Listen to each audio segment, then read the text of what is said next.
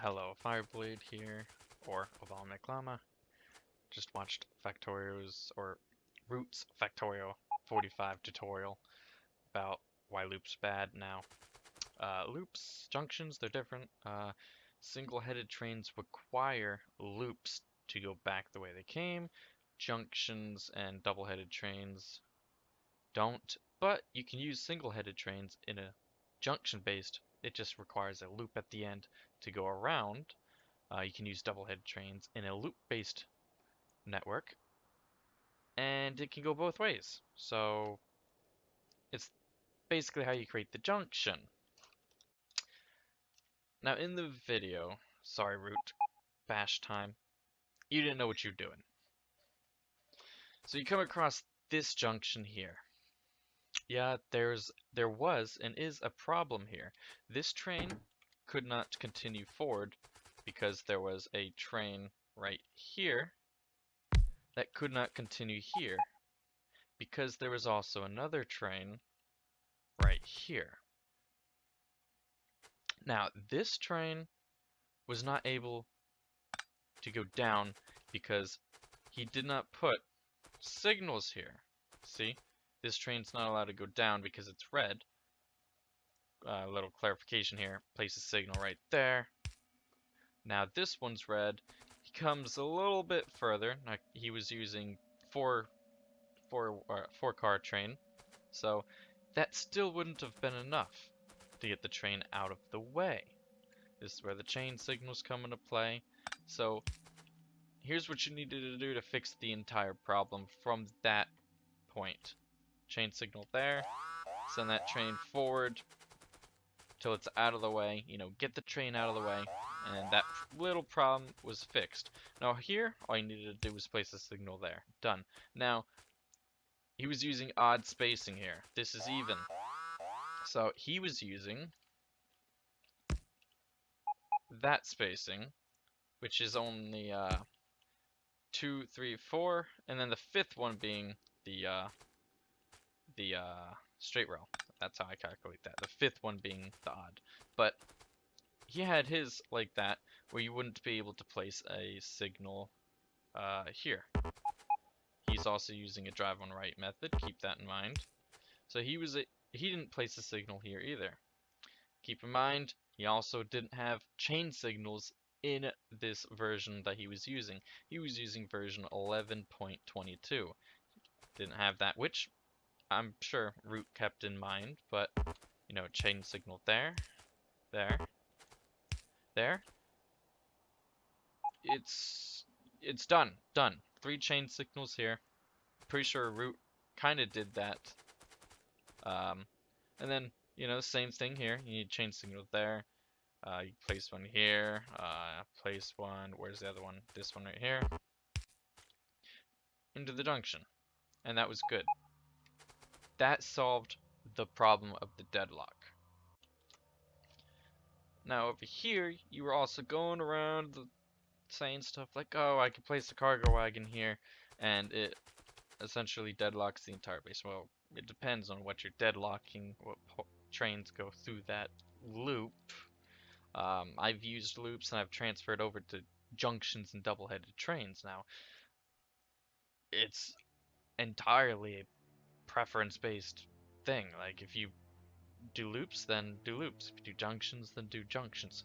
I will still say, and I will suggest, going with junctions and double-headed trains. Now, I don't have any claims or anything. I'm not telling you that I have facts as to why you should. I'm just saying you should. That's my word, my suggestion. That's entirely it is. It's an unbased claim that junctions are superior. That's exactly how everyone says it is, and that's exactly what it is. But he didn't have signals in here. The trains would come down and stop right there.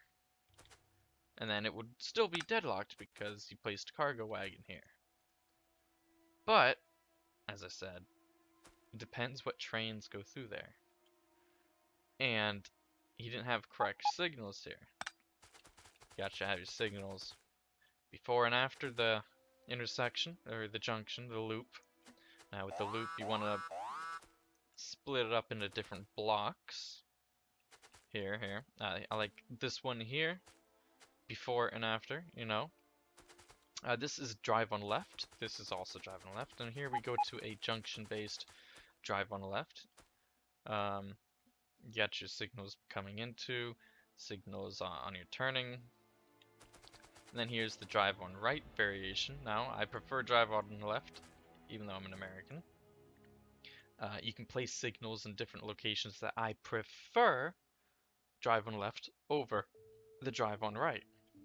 So, for example, if this here was just a little bit higher, I would not be able to place the drive on right signal, but I could place the drive on left signal. I prefer this method over drive on right.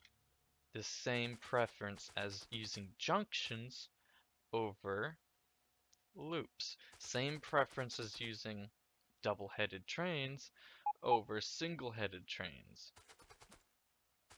I also highly love the looks of double-headed trains. That's a loop. That's a loop. I'm using this as a loop. Now it's in process being changed.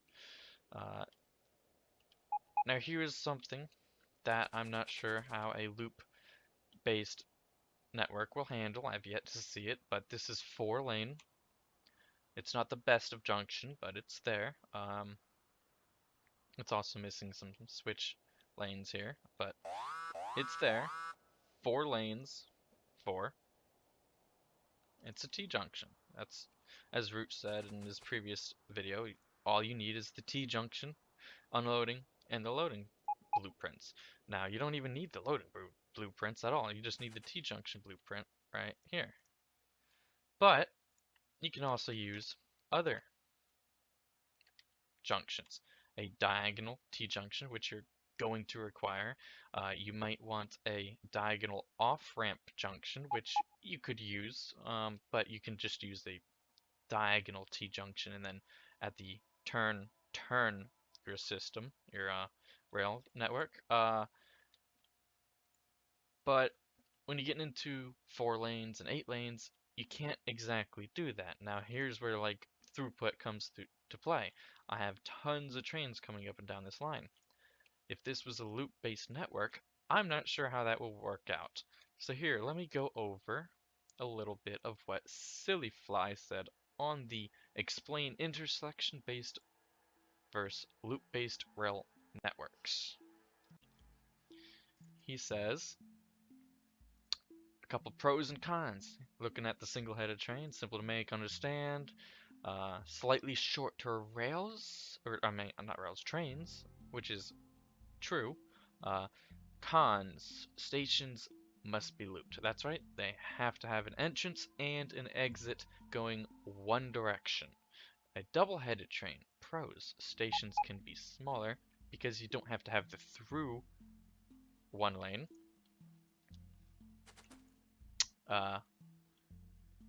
Cons, you need double the locomotives. That's true. Trains are longer. Well, exactly one locomotive each. Now he goes to the junctions and roundabouts here. So the pros for T-junctions are slightly smaller footprint. They kind of are. I don't know. I mean, this junction here is it does look bigger. It does look bigger. Uses slightly fewer rails for each junction. Cons, each junction uses a few more signals, which, as you can tell, is true. 14 and 3 chain. I'm not sure if this is a good method here, but this is 8 signals because I'm missing that one. I'm not sure if this is good, but for straight ray, you don't even need the loop. Now the roundabouts uses a few less signals for each junction, and as a pro, the trains can make a U-turn, which can also be a negative. As he writes in the cons, trains can take U-turns. That's also a negative, because if you create too many loops, your trains might use that as a detour to get to another location, which is why this junction or this loop here I don't like. Trains coming down take this loop, and it's bad. Junctions use a little more rails each, because they're using a lot more curved rails, I think. 8, nope, it's the same. They also use, they are slightly bigger, as he mentions. The roundabouts are slightly bigger, yeah. So that's what Sillyfly wrote down, and I can agree with everything he wrote down. It is just stating facts. So that's all I really have to say.